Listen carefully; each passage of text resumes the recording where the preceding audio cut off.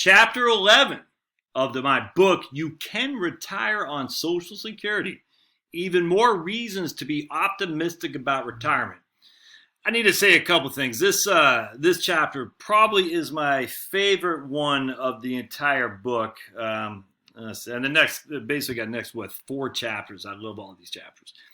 I love this one the most. I don't know if I want to say that. I think I love this one the most. I reserve the right to change my mind. But this is what changed everything for me. And I've done a couple of videos on this concept before about the reality retirement spending. And I just want to give credence to the people, of which there are a few, and still they're starting to get more and more prevalent now. But a guy like Ty Bernicki, and I've talked about him before, Kotlikov, a Boston University professor.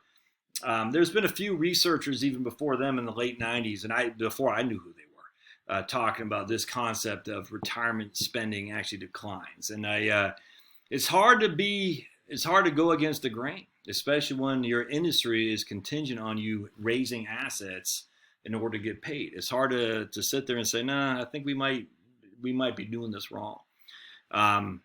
And so, you stand on the shoulders of people who took the arrows, that's for sure. And like that might sound dramatic, but think about it. If you were the guy touting low carbs in the late 50s and 60s after the Eisenhower had a heart attack, and Ansel Keys and all those guys who had dominated the industry, who had all the research money that Eisenhower himself said we need to worry about. If you're the guy who said, and there was a guy, I forgot his name off the top of my head, in the late 60s and early 70s, said these guys are wrong, and he was run out.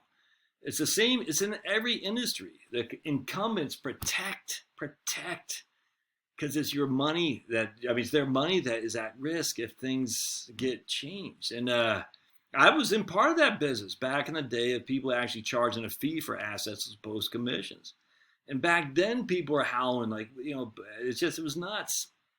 Now the days that battle is won. Now it's people like me, the few and far between, who say you shouldn't pay for assets under management, you should pay for financial planning. And we're going to win. It's inevitable. We are the right side of history, not like the commies who said that, but they weren't. But we are. It's the true professional will charge for their services, not for managing assets. So anyway, it's just a matter of time. But the issue I just want to point out was people who came before me who just did wonderful work. And I don't think they'll ever get the recognition they deserve. And it's too bad. But it is what it is, and the industry is benefited, and the consumer, more importantly, is benefited for the work that some of these people did. So let's dive into this. Chapter 11, even more reason to be optimistic about retirement. In 2005, I came across this article written by Ty Bernicki in the Journal for Financial Planning, which changed everything for me. And Bernicki stated, the dramatically different spending tendencies between my firm's younger and older retirement clients served as a catalyst for the study. Many of our younger retirees had problems spending within the income parameters of their retirement plans, while the majority of our older retirees were spending far less than they could afford. It is my opinion that these spending tendencies hold the key to a much larger picture, which includes creating more realistic retirement projections by making adjustments to the traditional retirement planning approach. Traditional retirement income planning generally assumes that a household's expenditures during retirement increase by a certain percentage each year to reflect historical inflation rates. This type of planning usually results in increasingly higher withdrawals from the retiree's nest egg to help sustain inflation-adjusted expenses throughout retirement. Reality retirement planning is similar to the traditional approach in that it increases spending for inflation. This strategy differs from traditional approach because it assumes that a household's real spending needs decrease incrementally throughout retirement. So it's still being adjusted for inflation, but the actual dollars are declining. It's like a tug of war Bernanke talks about, which I don't think I quote yet, but it's like a tug of war. You got the inflation tugging at the increasing, but just as you get older, you don't want to do less and less and less. And ultimately, the decreasing wins out over the inflation. Bernicki used real data from the BLS, Bureau of Labor Statistics, to find that, lo and behold, retiree spending doesn't actually increase each year with inflation, but rather it goes down, and it drops substantially too. To quote, the 2002 Consumer Expenditure Survey illustrates that a 27% reduction in average annual expenditures between the 55 and 64 age group and the 65 and 74 age group. It also reveals a 26% reduction in expenditures between the 65 and 74 age group and the 75 plus age group. The spending dropped by a whopping 27 and 26% respectively as retirees age. Now, this article is based on 2002 numbers from the BLS's Consumer Expenditure Survey, CES. So maybe it's one-off, right? Well, let's take a look at the most recent numbers from the BLS, which I posted below in Table 21. And you can read the entire article here, which I linked to. In 2014, the BLS reports spending dropped 13% from the ages of 55 to 64 to 65 and 74, and another 25% from 65 to 74 to over 75.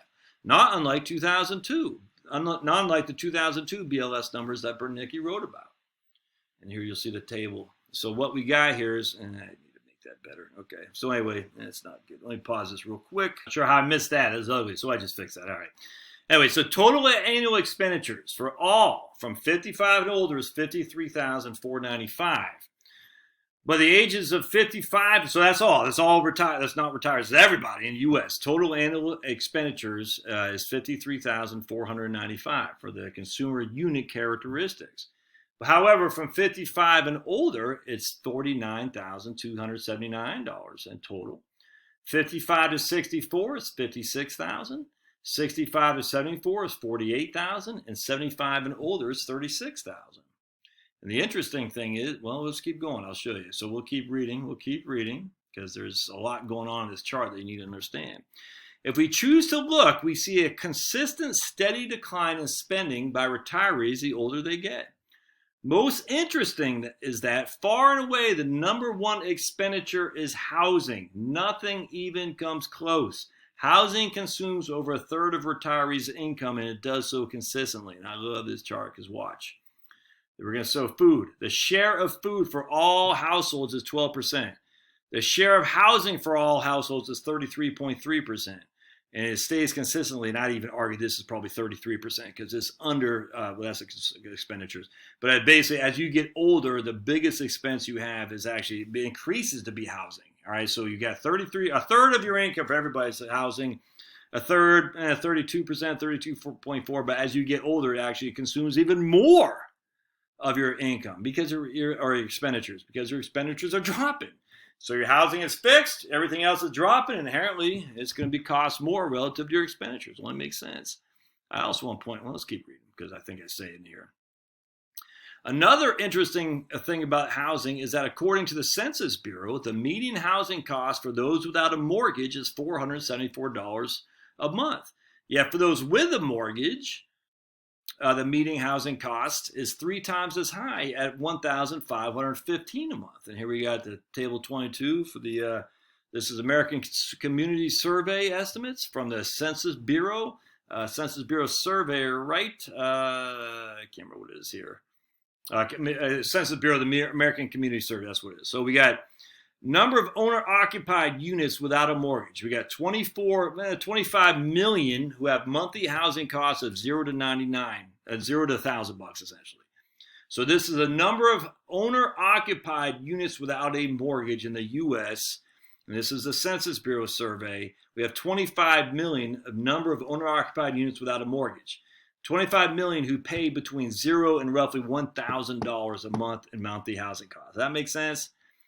The number of owner-occupied houses without a mortgage is about 2 million, so it drops significantly when your monthly housing costs are $1,000 to $1,499 to $1,500. Number of owner-occupied units without a mortgage when housing costs are over $1,500 is only 853,000. The median housing cost, monthly housing cost for homeowners without a mortgage is $474. That means 50% of the population of homeowners without a mortgage. And we're talking, what's that, 25, 6, 7, 28 million people. So 14 million people, housing units in the United States who have no mortgage pay less than $474 a month. like some guy, I couldn't believe this guy saying this, a big lib, and he's saying, well, that's because they're poor and they don't take care of their houses like we do in well-to-do communities. I said, dude, I couldn't believe it. It's like, you don't, it was nuts. He was saying that's the reason I don't pay because they don't keep upkeep. Basically, poor people don't keep their houses up. I can't say I was stunned. I know what the left is, and that was leftist diatribe part and parcel. It was nuts. All right, so let's now look at table 23. All right, good. Financial characteristics for housing units with a mortgage. Number of owner-occupied units with the mortgage. So 10 million owner-occupied units who have a mortgage pay between $0 and $1,000 a month. 24 million who have a mortgage pay monthly housing costs of $1,000 to $2,000 a month. And that is, so look at that. That's crazy. So 24 million people have a mortgage, of which their monthly housing cost is between $1,000 and $2,000 a month. Just under 10 million have a mortgage where their monthly housing cost is $2,000 to $3,000 a month. 5.2 million have a mortgage where their monthly housing cost is over $3,000 a month. So of these, we'll see us at 35, 45, 50 million units of houses who own a house with a mortgage. The median is $1,500 a month. The median is $1,500 a month, which means over 50% pay more than $1,500 a month. Now, as we dive even deeper into the Census Bureau data, we find the number of people without a mortgage greatly increases as people age. Imagine that. This one I loved right here. Again, American Community Survey, 5-year estimates, 2013 to 2017 from the Census Bureau. Housing units with a mortgage. All right, this is total houses units right there. 76 million people or a housing unit. 76 million households in the U.S. have a home. They own a home. Of those 76 million, 48 million have a home with a mortgage. So we take 48 divided by 76. So 63% have a mortgage. Of those people with a mortgage, between 15 and 34 years old, there's 6.2 million household units in the U.S. that have a mortgage who are under the age of 34. Between 35 and 44, there are 10 million people, housing units or households in the U.S. with a mortgage. 45 to 54, 12.5 million.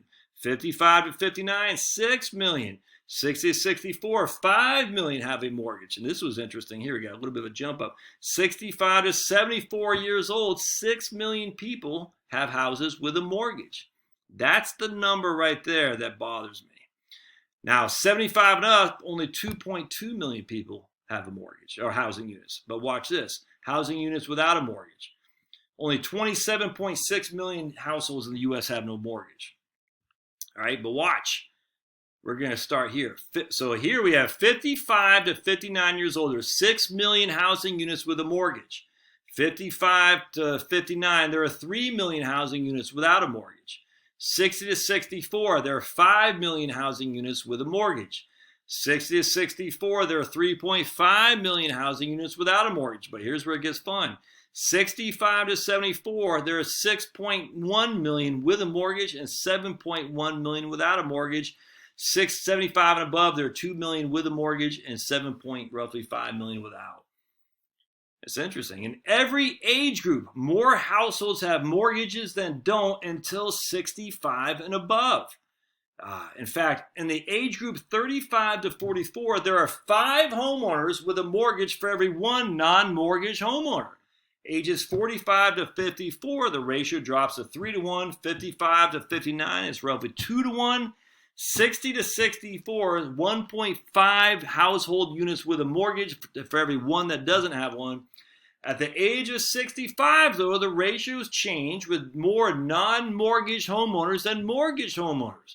When you get to 75 plus, it's more than the 3 to 1 ratio in the other direction of non-mortgage homeowners than it is to mortgage homeowners, to mortgagees.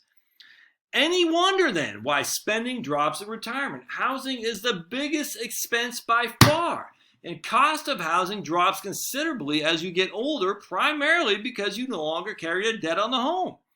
Makes sense to me. And I also need to add property tax, which is part of the housing cost, by the way, as a side note. Retirees generally occupy smaller homes as they have less property tax, and a lot of counties have large homestead exemptions for seniors to reduce their property tax bill as well.